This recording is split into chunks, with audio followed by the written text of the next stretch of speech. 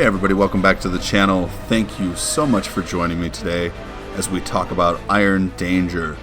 This game honestly took me by surprise. It is really fun. It has a very unique time manipulation mechanic, and I think you will enjoy it too. Let's jump right on in. Iron Danger is made by Action Squad Studios and sets you in the mythical land of Kalevala. You play as Kipana, a girl recently displaced after the warmongering and mechanically advanced Northlanders invade her village and burn it to the ground. During your escape, you fall into a pit and meet your demise on a spike. It's actually pretty gruesome. My jaw dropped to the floor during my playthrough. Thankfully, you are revived by an ethereal goddess who grants you the ability to rewind time. However, you do have a shard left in your chest. That's the shard that allows you to have the time manipulation mechanic, but also gives you 3 fire element attacks.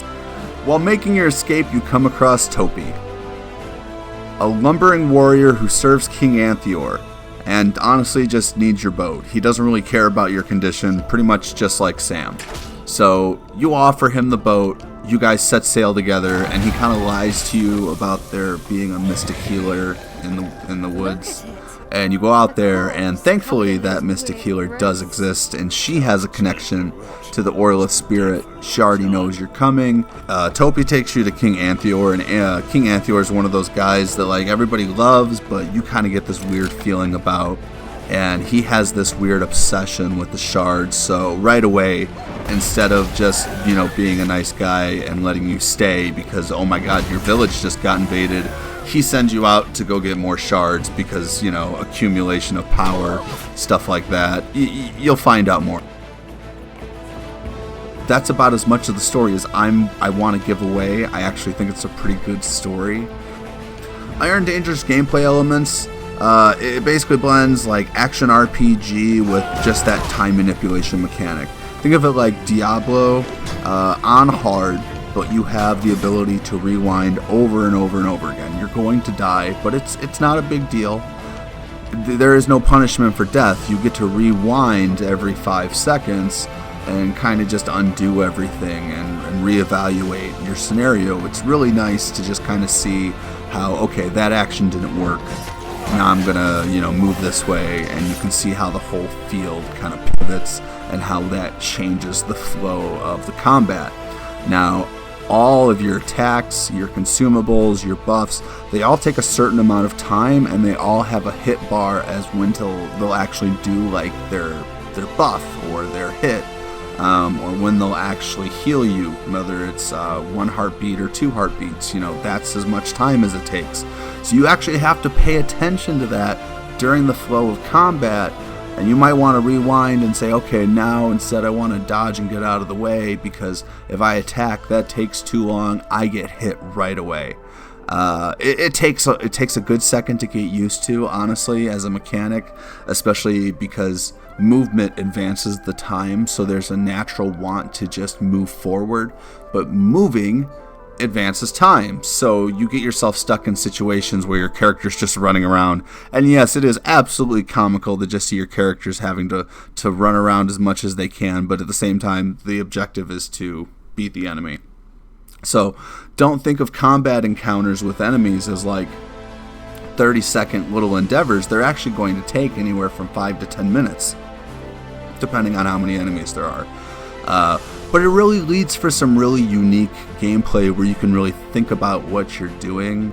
You can really think in advance, see something play out, rewind, say, okay, I saw that happen, now I want to lay a trap down, or I want to throw a barrel, or, oh, they're all in the bushes, so I'm going to throw fire into the bushes, and the bushes will catch fire, and that'll be an area of effect burn. There's a lot to actually think about. You just have to be willing to look around the environment and be willing to experiment, and I think that's one of the strong points of the game, is the willingness to let you experiment. That's the bulk of the gameplay, is just going from area to area and finding those shrines and then doing those dungeon battles. And there's nothing wrong with it. I think it's actually really good. I enjoyed the puzzle elements quite a bit. There's really a lot to think about. My only qualm was that I don't care for when they combined the puzzle aspect of it with the time mechanic of combat. that became just a little too much to manage for me personally. But otherwise, the combat with the time manipulation mechanic and the puzzle with the time manipulation mechanic, fantastic. And I do have to hand it to Action Squad Studios. They absolutely got the most out of that mechanic that I think they could, and they used it in some very unique and interesting ways. Very well done. Iron Danger has some beautiful set pieces. They could have been a little bit more lively. I feel like they lacked any sort of interaction. One of the things I really enjoyed, though, was when you were going through a new area, everything would be kind of darkened, and as you advanced into that tunnel or that pathway, then it would kind of start to illuminate and show more and more and more and more, which was really neat because it basically lets you know, like, you don't have any idea, you're not going to be able to, you know, use the flatness of the map to look ahead and, you know, get oh, I need to go over this way, or oh, you know, there's already enemies that way, I'm going to run this way. You basically have to set down a path and trust your instincts and be ready for whatever's around the corner, because the boss battles do show up frequently, and they are often the enemy variance is quite large, and you have to deal with quite a bit. So it's not a forgiving game by any means. It's actually quite difficult.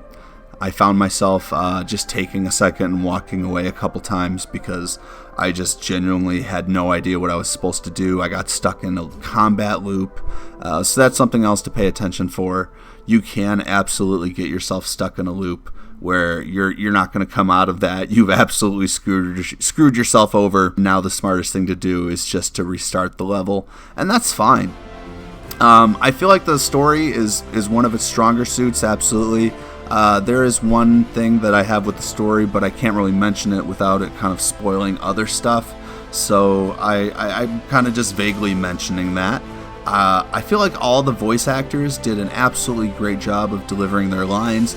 There are moments where they feel like they fall a little flat, but I think that could also come down to direction and not knowing what the scene was actually calling for when they read those lines. So they just read them with as much concern or as much emotion as they could, and then when it translates to the scene, it kind of comes off as like half-baked or a little underwhelmed. Nothing against that. I still think the story is really nice and endearing, and apparently it is based off a folklorish tale. I did not know that, but as I did more research into this game, I came to find that out, and that's kind of neat. I might actually check that out myself and see what that's all about. But all in all, Iron Danger is a really unique dungeon crawler action RPG game. The time-based mechanics, albeit sometimes forgiving, can also be incredibly unforgiving. You have to be willing to restart the level. It's not going to hold your hand. It's not going to show you what to do, because at the same time you have that ability to undo things yourself and redo them and undo them and redo them, and it's really neat. I really enjoyed how much experimentation you're allowed to have. Controlling one or two characters at a time was just about all that I could handle for the game, and I think they balanced that really well, giving you a bunch of different characters to mess around with, each kind of having their own different abilities and stuff like that. So I absolutely think Iron Danger is something that everybody should check out. It might not be everybody's cup of tea, but I think if you're willing to watch this video and it goes, oh, this looks good, check it out. It's absolutely worth your time and investment. It's not that long of a game. At the most, it'll take you 12 to 15 hours to do. I really enjoyed my time with it.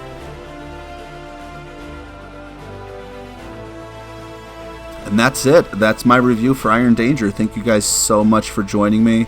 This has been another Lazy Day review. If you like what you're hearing, feel free to like and subscribe. I try and upload these about every week, as well as the new weekly recap. That's just stuff that I play throughout the week, just to show that I'm not just focusing on reviews, and so that I show that I have a life outside of reviewing video games. So thank you guys so much for watching. You have a great one.